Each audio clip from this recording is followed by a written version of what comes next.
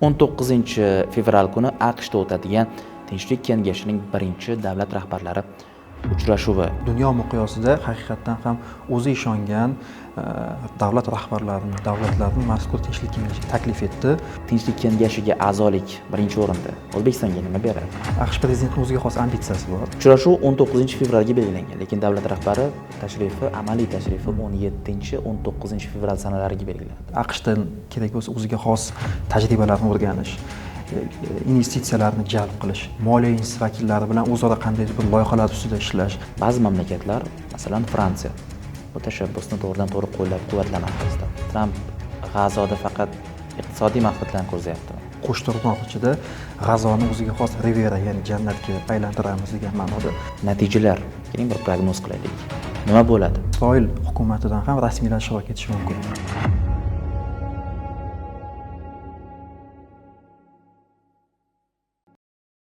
Yilning 7-oktyabr sanasida G'azoda keng ko'lamli urush boshlandi. Hamasning dastlab Isroil hududlariga bostirib kirish natijasida mingdan ortiq inson Isroil manbalariga ko'ra halok bo'lgan.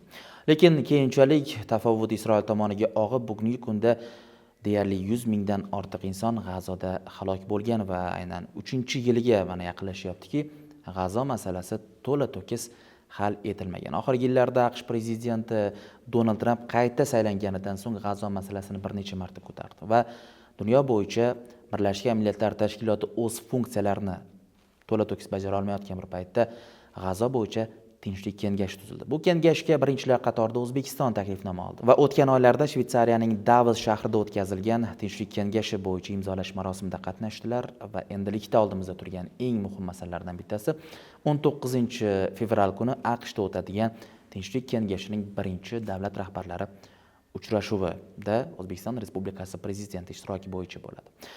Mazkur mavzu bo'yicha suhbatlashish uchun studiyamizga Yoshlar parlamenti a'zosi Zafar Asrorovni taklif qilganmiz. Demak, mavzu bo'yicha birga gaplashamiz. Assalomu alaykum. Assalomu alaykum. Zafar, Tinchlik kengashiga a'zolik birinchi o'rinda. Eng sodda, eng oddiy savol sifatida qaraylik bu narsaga. O'zbekistonga nima beradi? Uni bilasiz, baribir to'lovi bor. Qanaqadir Tinchlik kengashiga a'zolik badali bor. $1 milliard, oz emas, ko'p emas. To'g'ri. O'zi savol tug'iladi. Tinchlik kengashini tuzishga nima zarurat bor edi? Dastlab buni alternativ o'rinni bosadigan Birlashgan Millatlar Tashkiloti bugungi kunda uni vazifasini bajara olmaydimi deganda, albatta bu yoqda bir qancha keyslar bor. Chunki mazkur Tinchlik kengashining asosiy tuzilishidan tashabbuskor bu AQSh prezidenti, amaldagi AQSh prezidenti Donald Tramp hisoblanadi. Chunki bu mazkur kengashning tuzilishi Birlashgan Millatlar Tashkiloti tomonidan amalga oshiriladigan ishlarni tezroq, operativ ravishda qaror qabul qilish hisoblanadi. Chunki Birlashgan Millatlar Tashkilotida ma'lumki o'ziga xos byurokratiyasi bor. Ya'ni bu byurokratiya degani uzoq vaqt oladi degani. To'g'ri, bu byurokratiya natijasida bu o'sha rasmiy byurokratiya, bu qaysidir ma'noda ratsional qarorlar qabul qilishda o'zini oqlab kelgan byurokratiya hisoblanadi. Lekin AQSh prezidenti bugungi geosiyosiy munosabatlarni, geosiyosiy jarayonlarni hisobga olib, operativ, tezkor qaror qabul qilish maqsadida, Yaqin Sharqda barqarorlikni ta'minlash maqsadida mazkur Tinchlik kengashini tuzishga tashabbuskor bo'ldi va mazkur Tinchlik kengashini tuzishdan tashabbusidan keyin dunyo miqyosida haqiqatdan ham o'zi ishongan davlat rahbarlarini, davlatlarni mazkur Tinchlik kengashiga taklif etdi. Bugungi kunda mazkur Tinchlik kengashiga 19 ta davlat ta'sischi sifatida dastlab siz yuqori ta'kidladingiz, Davos shahrida nizomini tasdiqlashdi, Tinchlik kengashi nizomi imzolandi. Endi siz savolingizga o'tadigan bo'lsak, bu O'zbekiston uchun nima beradi? Albatta, avvalo bu O'zbekiston mazkur kengashga taklif etilishi, ta'sischi sifatida taklif etilishi juda ham katta ijtimoiy tarmoqlarda rezonans berdi. Chunki O'zbekiston bizga ma'lumki, yangi O'zbekiston undan avvalgi davrlarda yopiqlik siyosati bilan, hatto o'sha mintaqadagi o'zining qo'shnilari bilan muammolarni hal qila olmagan yoki qo'shni mintaqalar bilan salbiy munosabatlarni o'rnatgan davrlarni tariximizdan o'tkazdik. Lekin so'nggi mana shu 8-9 yil ichida O'zbekiston o'zining ortga qaytmas islohotlari natijasida qo'shnilari bilan, mintaqa bilan va qo'shni mintaqalar bilan munosabatlarni juda ijobiy ruhda yangiladi va yangi Markaziy Osiyo fenomeni shakllandi. O'zbekiston rahbari bunga asosiy tashabbuskor sifatida ko'rildi. Bu albatta O'zbekiston xalqaro miqyosidagi reputatsiyasi va obro'yi ortganligidan dalolat beradi. Chunki qat'iyat bilan xalqaro miqyosdagi mana shu munosabatlarga u G'azo masalasi bo'lsin, u Sharqiy Yevropada bugungi kunda sodir bo'layotgan geosiyosiy mojarolar bo'lsin, har qaysi mintaqada qandaydir bir konfliktli holatlar bo'lsa, davlat rahbari tomonidan har doim adekvat, ochiq, pragmatik, to'g'ridan to'g'ri yechim va takliflar ilgari suriladi har doim. Ya'ni bitta yig'ilishda boshqacha munosabat, boshqa bir nima deydi, majlislarda boshqacha bir munosabat emas, har doim to'g'ridan to'g'ri munosabat bildiriladi va bu munosabatlar davomli va bir-birini tizimli to'ldirib bormoqda. Albatta mazkur pozitsiyasi O'zbekistonni xalqaro miqyosdagi imijini, O'zbekistonni nima deydi, mintaqaviy yaxlit bir mintaqaviy kuch markazi sifatida shakllanayotganligini, O'zbekistonni mintaqada, dunyoda o'zini o'rni yildan yilga ortib borayotganligi, u iqtisodiy ko'rsatkichlarimizda bo'lishi mumkin.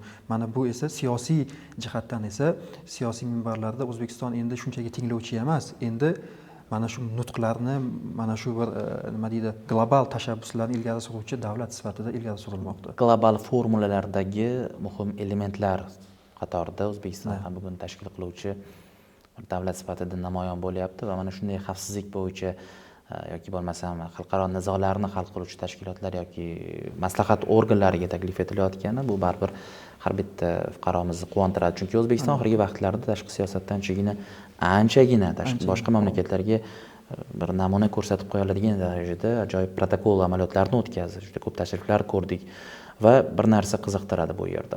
Dunyoning juda ko'p mamlakatlari, keling global yondashadigan bo'lsak, ba'zi mamlakatlar, masalan Fransiya, bu tashabbusni to'g'ridan to'g'ri qo'llab-quvvatlamadi dastlab.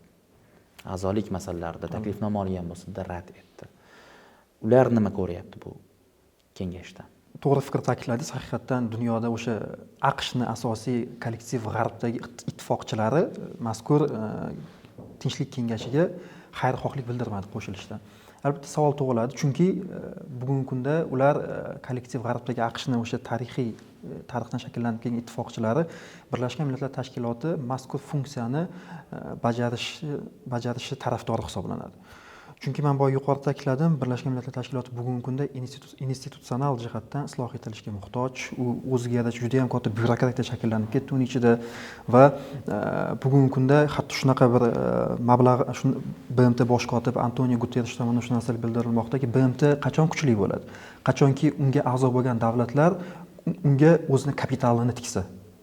U siyosiy kapital bo'lishi mumkin, iqtisodiy kapital bo'lishi mumkin. Bugungi kunda Birlashgan Millatlar Tashkilotiga mana shu kuchli davlatlar, rivojlanayotgan davlatlar qaysidir ma'noda to'g'ridan to'g'ri ishonch bildirmayapti va ayniqsa AQSh tomonidan ishonch bildirilmayotganligi va bugungi kunda mana shu geosiyosiy fanlarda shunaqa bir maktab shakllanganki, behavioralizm deydi. Ya'ni AQSh tarixida Donald Tramp davlat boshqaruvida geosiyosiy munosabatlarga kirishishda institutsional jihatdan emas, u ko'proq shaxsiy, personalistik yondashuv jihatdan harakat qilmoqda.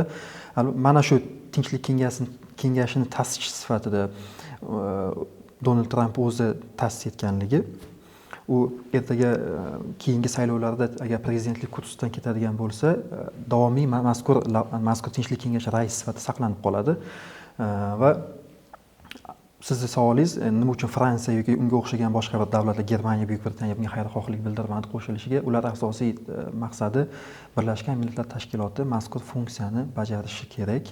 Chunki unga alternativ sifatida boshqa bir kengash ko'rilmasligi kerak. Lekin tinchlik kengashi mazkur xalqaro o'sha narrativlarda e'lon qilinmoqda, Oq uy tomonidan berilgan axborotlarda yoki boshqa bir rasmiy manbalarda tinchlik kengashi Birlashgan Millatlar Tashkilotiga alternativ emas. Shunchaki boya yuqorida men ko'p bor takrorlayapman, mavjud geosiyosiy konfliktni, mojaroni imkon qadar tezroq operativ yechim topish hisoblanadi. Shuning uchun ham davlatlar o'zlari manfaatlaridan kelib chiqib turib, mazkur yondashuvga intilishmoqda. Men bitta o'zim bir jihat e'tiborimni tortdim. Mazkur tinchlik kengashiga 19 ta davlat ta'sischi sifatida qo'shildi. 19 ta davlatni juda ham ko'p qismi, aksariyatlarini hisobga olmaganda, juda ham ko'p qismi Falastin va Isroil davlatchiligini 1967-chegarasi bo'yicha rezolyutsiyalarida ham, o'sha Birlashgan Millatlar Tashkilotidagi nutqlarda ham mana mazkur 19 davlat rahbarlari shu narrativlarni ilgari surgan. Ya'ni Ya'ni faqat Isroil davlatchiligi emas, Isroil davlati bilan birgalikda Falastin davlati ham ekzistensial ravishda mazkur mintaqada mavjud bo'lishi kerakligini ta'kidlashgan. Bilasizmi, bitta narsa qiziq paradoks. AQSh istaymizmi yo'qmi, eng yaqin ittifoqchisi Isroil. Ya'ni Isroilning eng yaqin ittifoqchisi AQSh desak bo'ladi, to'g'risi. Va mana shu G'azo bo'yicha tinchlik kengashida raislik bevosita AQShda bugun. Rais deymizmi, majoziy ma'noda aytadigan bo'lsak, baribir muvofiqlashtiruvchi davlat baribir AQSh bo'lib turibdi, AQSh davlat rahbari bo'lib turibdi. O'zbekiston mana G'azoda urush boshlanganidan beri Falastin mustaqilligi, G'azo tinchligi masalasini davlat rahbari xalqaro minbarlarda juda ko'p aytib keladi. Va endi ikki xil holat. Bugun Isroil bilan ham fikr bo'lgan davlat rahbari boshchiligidagi tuzilgan G'azo tinchlik kengashida Falastin mustaqilligini to'liq qo'llab-quvvatlovchi mamlakatlar a'zo. Falastin mustaqilligini shu yuqorida ta'kidladim 1967-yilgi chegaradan boshlab qo'llab-quvvatlaydigan davlatlar, ayniqsa Turkiya borligi. Bu shuni ko'rsatadiki, mazkur kengash agar mana shu qisqa va uzoq muddatli taktik va strategik harakatlarni amalga oshirish orqali G'azo mintaqasida, Falastinda yoki g'arbiy sohilda samarali natijaga erishish mumkin. Asosiy maqsad bu nima? Birinchi masala tinchlik kengashining o'sha ustav nizomida keltirilgan mazkur G'azo mintaqasida mana shu Isroil atrofida tinchlik va barqarorlikni ta'minlash. Qanday tinchlik? Uzoq muddatli va barqaror kafolatlangan tinchlikni ta'minlash. Va bu orqali neytrallik masalalari bu yerda o'ylantiradi. Neytrallik masalalari bor, chunki agar bizda savol tug'ilishi mumkin edi, faqat kollektiv g'arb davlatlari yoki haqiqatan Isroilni geosiyosiy minbarlarida faqat Isroil manfaatlarini himoya qiladigan davlatlargina mazkur kengashga a'zo bo'lganda, buni mazkur kengashning qarorlarini oldindan qanday nima desa bo'ladi, qanday natija berishini kutishimiz mumkin. Lekin bugungi kunda Isroilga xalqaro minbarlarda katta raddiya berayotgan, unga Isroilga xalqaro huquqni buzayotgan davlat sifatida nima deydi, o'ziga yarasha o'sha tanbehlar berayotgan sifatida boshqa davlatlar ham mazkur kengashga a'zo bo'ldi. Bu qaysidir ma'noda siz aytgan neytrallik mana shu nuqtada bor. Ya'ni faqat Isroil manfaatlarini himoya qiladigan davlatlar emas, Yaqin Sharqda Falastin davlatchiligi bo'lishini ham tarafdori bo'lgan, manfaatdor bo'lgan davlatlar ham mazkur kengashga a'zo bo'ldi. Kuzatuvchi sifatida sizningcha Tramp G'azoda faqat iqtisodiy maqsadlarni ko'zyaptimi? Biznesmen fokusida oladigan bo'lsak bu narsa, chunki o'sha paytgacha bergan juda ko'p bayonotlarda u yerdagi yangi quriladigan mega shahar, mega port va qaysidir ma'noda industriya haqida ko'p gap ketdi. Endi Tramp o'zini o'sha nutqlarida yoki Oq uy ma'muriyati o'zining bayonotlarida shu narsani berdiki, qo'shtirnoq ichida G'azoni o'ziga xos Rivera, ya'ni jannatga aylantiramiz degan ma'noda. Mana so'nggi o'sha ma'lumotlarda chiqdiki, 5 milliard dollardan ortiq o'sha G'azo mintaqasiga ajratiladi. Bu qaysi mablag'larga ajratiladi? Bu bo'yicha ham bayonotlar berildi. Asosiy infrastrukturani yaxshilash. Bugungi kunda G'azo tubdan qayta rekonstruksiya qilishga muhtoj. U yerda o'sha barcha sohalar izdan chiqqan, mana shu 2 millionga yaqin aholi bor deyiladi, aynan G'azo sektorining o'zida. Va siz bu yoqda albatta iqtisodiy manfaatlar bor, chunki juda ham qulay nuqtada joylashgan, dengiz bo'yida. Qadimda ham bu yerda Tir shahri bo'lgan, juda rivojlangan. Juda rivojlangan, tarixan sivilizatsiya o'chog'i hisoblanadi. Shuning uchun ham bu yer haqiqatan o'sha bir siyosatshunos, xalqaro tan olingan siyosatshunosning ta'biri bilan aytganda, sivilizatsiyalar to'qnashgan mintaqa hisoblanadi. Bu shunday sivilizatsiyalar to'qnashgan, shuning uchun ham bu yerda tarixan o'zaro konfliktlar, nizolar kelib chiqqan. Albatta bu nizolarda o'zaro o'sha ko'p bor takrorlaymiz siyosiy fanlardagi shu terminni kompromissga, ya'ni murosaga kelish kerak. O'zaro murosaga kelish orqali boshqa bir ustuvor hayotiy manfaatlarga erishish mumkin. Ta'kidlab o'tmoqchiman, nima uchun AQShning avvalgi prezidentlari bunday harakatlarni qilmadi yoki bu Birlashgan Millatlar Tashkiloti doirasida qilindi. Tinchlik kengashini aynan Donald Tramp bot takrorlab Davosda xalqaro iqtisodiy forumda bu tashabbusni ilgari surdi. AQSh prezidentining o'ziga xos ambitsiyasi bor, Donald Trampning. Nima desa, bu ambitsiya uni o'sha yuqorida ta'kidladik, u personalistik rahbar. U institutlar, u siyosatga siz ta'kidladingiz yuqorida, mana shunga qo'shilaman, u biznesdan siyosatga keldi. Biznes olamidan. Institutlarda, siyosiy institutlardan emas, biznes olamidan siyosatga kirdi. Bu AQSh demokratiyasining o'ziga xos jihati hisoblanadi. Va u endi mazkur ambitsiyalardan kelib chiqib turib, bugungi kunda geosiyosiy miqyosida mana nima desa bo'ladi, bir necha marotaba Nobel mukofotini olishga da'vo qilyapti. Buning uchun o'ziga xos, unga katta bir yutuqlarga ega bo'lgan bagaj kerak. Bu nima bo'lishi mumkin? Chunki boshida saylovoldi, hatto mana shu G'azo mintaqasida, Falastinda tinchlikni o'rnatish Donald Trampning 2020-yilgi saylovoldi dasturlarida bor edi. Bilasizmi? Saylovoldi dasturlarida bor edi. Va so'zim mana shu qismini tugatmoqchiman. Mana shu qismini bu yil 2026-yil noyabr oyida AQShda oraliq saylovlari bo'lib o'tadi. Bu AQSh prezidenti uchun mazkur tinchlik kengashidagi G'azo masalasi bo'yicha erishiladigan natijalar oraliq saylovlarda respublikachilarni ijobiy natija, samarali natija ko'rsatish uchun katta bir siyosiy kapital bo'ladi. Albatta, ambitsiya nuqtai nazaridan AQSh prezidentini bu galgi saylovlarda qayta g'alaba qozongan Donald Trampda bu yilgi ambitsiyalari, bu galgi ambitsiyalari shu paytgacha bo'lgan AQShning deyarli barcha prezidentlarinikidan ko'ra boshqacharoq bo'ldi. Chunki istamizmi yo'qmi, mana Jo Bayden davrini eslaymiz, kuchlar Afg'onistondan olib chiqib ketildi. Ukraina masalasida, Ukrainada urush boshlandi. Istamizmi yo'qmi, tomonlarni yetarlicha ayb bor bu yerda. Ham Rossiya tomonidan ham, AQSh tomonidan ham, Ukraina tomonidan ham, Yevropa ittifoqi tomonidan. Isroildagi masalalar, Tayvan mojarolari, boshlanish nuqtalari baribir o'sha Bayden davriga taqib. Undan oldingi hukumatlarda ham albatta dunyoni qayerlardadir o'ziga xos o'choqlar, Suriya, Afg'oniston, Iroq masalalari bo'lgan. Lekin Trampning bugungi tashabbuslari hammasini to'xtatish o'ziga xos bir. Mana Venesuela masalasida ham qanaqa qildi? Venesuelada butun boshli urush boshlamadi. Butun boshli bir katta davlat bilan mintaqadagi bir davlat bilan urushga kirmadi-da, o'zini asosiy maqsadi u yerdagi yoqmaydigan hukumat rahbarini olib tashladi shunchaki. Mana shunaqa bir boshqacha ambitsiya bilan kirib keldi. Endi 19-fevral kuni o'tkaziladigan mana uchrashuv oldida turibmiz. Natijalar, keling bir prognoz qilaylik. Nima bo'ladi G'azo bo'yicha? Mana hammasi hali qurollarni to'liq tashlamagan. Tunnellarni atiga mana 500 kilometrdan ortiq tunnellar aniqlangan bo'lsa, 150 kilometri demontaj qilingan hozirgacha Isroil tomoni bergan ma'lumotlarga ko'ra. Jarayon hali avjida. To'liq hammasi bo'ysungan yo'q. Natija qanaqa bo'ladi endi? 19-fevralda o'sha Vashingtonda bo'lib o'tadigan uchrashuvda shu narsa ta'kidlanyaptiki, 19 ta mana shu tinchlik kengashiga a'zo bo'lgan davlatlar bilan birgalikda yana bir qancha boshqa davlat rahbarlari, hukumat rahbarlari ishtirok etishi kutilyapti. Bu ya'ni mazkur tinchlik kengashiga ta'sis etilgandan keyin yana qiziqish ortganligini bildiradi. Chunki hatto shunaqa medialarda shu infolar tarqalyaptiki, Isroil hukumatidan ham rasmiylar ishtirok etishi mumkin mazkur tinchlik kengashida. Bugungi kunda G'azo, siz aytganingizdek, G'azoda to'liq kafolatlangan tinchlik o'rnatiladi deya olmaymiz. Chunki kunora qandaydir bir o'zaro nizolar bo'lib turibdi ikkita tomon o'rtasida.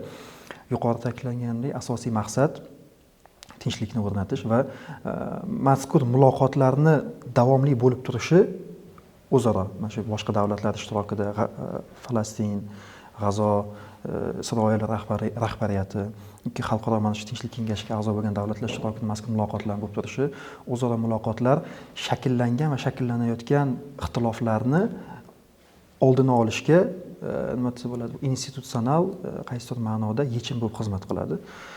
Shuning uchun mazkur kutishimiz mumkinki, chunki oldindan katta bir xabar berildi, 5 milliarddan oshiq mablag' yig'ilganligi. Endi savol tug'iladi, bu 5 milliardni qanday qilib sarflaymiz? Kim investor bo'lib kiradi bu yerga, o'sha G'azo sektoriga? Qanaqa ko'rinishda sarflanadi? Qaysi ustuvorliklar belgilangan? Deylik, birinchi navbatda qaysi sohalarga pul ajratiladi? Shahar arxitekturasiga, infrastrukturaga yoki gumanitar sohagami dastlab? Mazkur masalalar kun tartibiga qo'yilib, gumanitar inqirozdan dastlab saqlab qolish asosiy masala hisoblanadi. Men o'ylaymanki, O'zbekiston pozitsiyasi bu borada ham yana ham qat'iy bo'ladi. Ya'ni ikkita davlat, ya'ni ham Falastin, ham Isroil davlatchiligi va G'azodagi gumanitar inqirozni oldini olish. Biz bugun bemalol bir narsani ayta olishimiz mumkinki, davlatimiz rahbarining tashabbusi bilan o'sha G'azo sektorida qiynalgan, og'ir ahvoldagi oilalar O'zbekistonga olib kelindi. Bu O'zbekistonda maxsus ijtimoiy reabilitatsiya markazlarida bugungi kunda ular istiqomat qilmoqda. Ularga tibbiy, ijtimoiy va boshqa ko'rinishda yordamlar berilmoqda.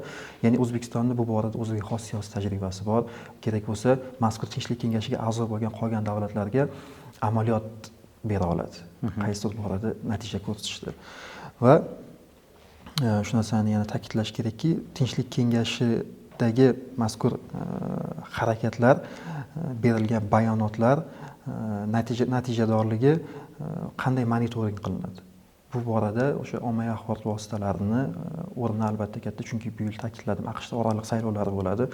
AQSh mediasi Donald Tramp ma'muriyatini tinch qo'ymaydi bu borada, chunki bot savollar beradi, nima natija bo'ldi, nima bo'ldi. Chunki agar aniq natija qilmasa, oraliq saylovlarda respublikachilar o'z o'rnini demokratlarga bo'shatib qo'yishi mumkin. Bu juda ko'p marta takrorlangan tendensiya.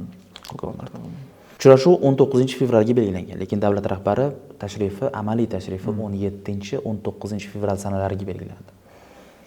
Oldindan nimalar ko'rishimiz mumkin uchrashuv oldidan? Davlatimiz rahbari har doim qaysidir bir davlatga ham davlat tashrifi, rasmiy tashrifmi, amaliy tashrif bo'lishidan qat'iy nazar o'sha davlatdagi biznes vakillari, moliya institut vakillari yoki investitsiya jamg'armalari bilan muloqot o'tkazadilar. Asosiy maqsad baribir O'zbekistonimizni iqtisodiyotini rivojlantirish, barqaror iqtisodiy taraqqiyotga kafolatlash hisoblanadi. Chunki bu yuqorida ta'kidladik, bugungi geosiyosiy shu turbulentlik davrida davlatimizni mintaqada, xalqaro miqyosida iqtisodiy ko'rsatkichlarimizni o'sishini, barqarorligini ta'minlash. AQSh bugungi kunda o'sha xalqaro miqyosda birinchi raqamli dunyo iqtisodiyoti hisoblanadi. AQShdan kerak bo'lsa o'ziga xos tajribalarni o'rganish, investitsiyalarni jalb qilish, moliya instituti vakillari bilan o'zaro qandaydir bir loyihalar ustida ishlash, AQSh biznes vakillarini O'zbekistonda o'zining biznesini, sektorlarini ochish borasida o'zaro muloqotlar yo'lga qo'yilgan. Bu muloqot unga yana bir katta bir dinamik kuch bag'ishlaydi deb o'ylayman. Zafar Asrorov, sizga kattakon rahmat.